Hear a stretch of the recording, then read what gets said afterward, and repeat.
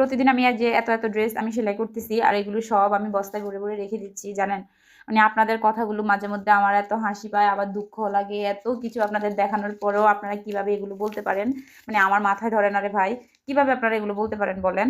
Dress সেলাই করতেছি, dress দিচ্ছি, এত সুন্দর সুন্দর রিভিউ আমাদের পেজে আপলোড করা আছে, আমাদের কাজের ফিনিশিংগুলো আপনাদেরকে আমরা প্রতিনিয়ত আমরা সব কিছু আপনাদেরকে দেখিয়ে দিচ্ছি, তারপরেও আপনারা আমাদেরকে বলেন আমরা নাকি ফেক। আপনারা 150 টাকা অগ্রিম পাঠাবেন, সেটা আপনারা পাঠাতে পারতেছেন না ভয়ে। আপনারা 150 টাকা পাঠাবেন, ওইটা ভয় আপনারা পাঠাতে পারতেছেন না। মানে কি একটা আজব দুনিয়াতে বাস করি রে ভাই। আচ্ছা, এই ড্রেসটার একটু কথা বলি মাঝখান দিয়ে, যেহেতু ড্রেসটা চলে আসলে আমার হাতে। দেখেন, এটা কিন্তু রানী গোলাপি। এই ড্রেসটা অনেক বেশি আপনারা পছন্দ করে। এটা আমি 3 রকমভাবে বানিয়েছি। একটা হচ্ছে ফুল ওভার এই কাজ, মানে একদম ফুল এই কাপড় দিয়ে।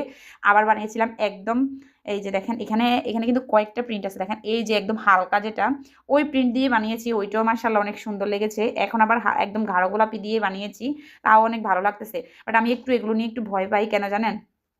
ধরেন আমরা যত ভালো কাপড়ে আর কি হোক, এই গোলাপি কাপড়টা যতই ভালো হোক, ঠিক আছে, বাট আমি যখন এই হোয়াইট কাপড়টার সাথে এই গোলাপি কালারের কাপড়টা, মানে এটা ধুইতে যাব না, তখন কি হবে, এটার রংটা হালকা এটাতে লেগে যাবে। মানে হোয়াইট তো, আপনারা দেখেন না, আমরা কিন্তু হোয়াইট ড্রেসগুলো কিন্তু সবসময় কি করি, আলাদা করে ধুই। বাট যখন হোয়াইটের সাথে অন্য কোনো কালার যদি মিক্স হয়ে যায়, তখন কি হয়, কালারটা উঠে যায়।